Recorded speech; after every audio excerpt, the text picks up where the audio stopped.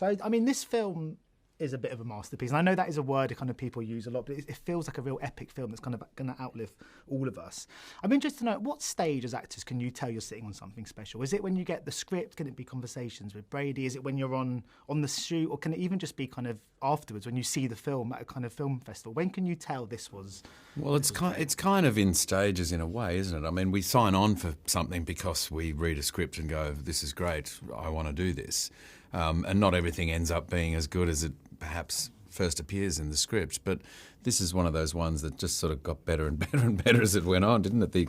The shooting, all the discussions with Brady, and you had a much longer time getting to know him. I came on 2 years before we started shooting, but I found when I read the script, which was in 2022, I just was absolutely overwhelmed by it. I remember being in floods of tears by the end of it, and then when that happens, you know that something good is happening. But yes, and then obviously speaking to Brady, you go, oh, that makes sense of why this script is so good, because obviously you go, well, that's where, you know, all the intelligence behind it is coming from. And with Mona, Brady's wife, and they wrote it together. But from the offset, it felt pretty special. There's a maturity to it that just gives the script and the story sort of gravitas, and you know, so it felt big, didn't it? It felt like an epic tale. But also just really touching and emotional, and yeah. But on the subject of films kind of outliving us, because it does feel like a film that will be kind of studied and watched for kind of decades to come. Is that something you guys ever think about when you make kind of prominent and kind of meaningful art? This idea that people are going to be watching things you guys are starring in 100 years, perhaps? Some things you're like, great, and other things you go, yeah. Oh, is that how you're going to be remembered? And I don't think you necessarily think about it while you're shooting something. You're just wanting to kind of do your job well and do what's meant to be done. But there's certainly been, as I'm sure for you, a couple of films that people talk to me about, you know, past things, and they say they studied them at film school or whatever. So, you know, it's only really when you start to have those conversations that you kind of go, wow, they're sort of historic documents, aren't they, films, in a way, and some more so than others. And I interviewed Joe Alwyn last week, and he was telling me that he heard something Adrien said, which was really interesting, which is he kind of saw the Brutalist as a sort of semi-continuation from the Pianist, in the sense that he had the kind of emotional and physical preparation required for this role. He felt he'd kind of already begun that kind of process. I was interested to know, have you guys ever had a previous role that has then have you felt has kind of led on to something else you've done and kind of given you some sort of kind of helpful, I don't know, some sort of reference points and been useful to your new process? Well, with this, interestingly, I've come back to, with Erzsébet, there is something of the Jedi in her, and there feels like she has that kind of focus and self-belief and just the absolute pursuit of goodness and truth, and in some ways that it has felt like a continuation of a Star Wars mythology through her in some alternative reality.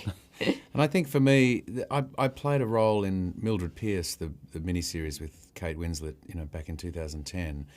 And there's echoes of that character in this. You know, the voice is kind of similar. There's just something about a fanciful kind of life, I guess. I mean, they are very different people, so I can't really connect them in that way. But energetically, there's something, I think, that I tapped into from that previous character to find this Van Buren fellow. And without giving sort of way too many sort of spoilers, I found there was the remarkable scene, Felicity, when you confront the kind of dinner party. And I know that was kind of shot in kind of one sequence. It's such an intense and kind of profoundly kind of moving and difficult scene to watch as kind of a viewer. But what's it like to shoot a sort of scene like that? What's the kind of mood on set on a day like that? Because when you finish shooting, when Brady shouts cut, are you able to all just kind of slip back into your normal selves and chat, or do you almost have a kind of come down from the emotional high that you've all reached? Well, weirdly, with that, quite different, you know. Well, with that scene, I remember we were talking about it a lot before we actually shot it, and we knew that Brady wanted to get it in one single take, which obviously added an enormous amount of pressure to that moment. But I remember when we first did it, I almost think it was the first take, worked so effectively that then Brady, do you remember, he showed us all afterwards, and I remember going, I can't watch it, I can't, that's just madness, that's going to break the magic or something. But he was so happy with it that he convinced us all to watch it.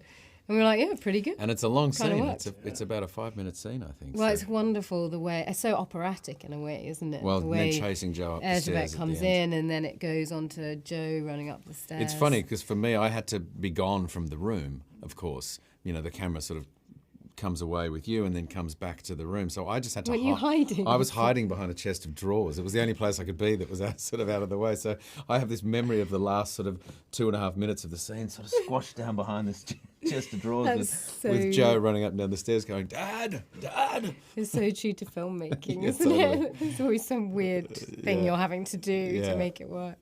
Right, that's all I've got time for. Well, thank you so much. It was nice to meet you both in person today. Thank No you. worries. Lovely, Thank you. Yeah, thank cheers. you. Great. And congratulations on the BAFTA nominations as well. Fantastic. Ladies and gentlemen, you're watching Hey You Guys! Hey, you guys! Hey you guys! Hey, that's what they all say. Hey, you guys! Hey you guys!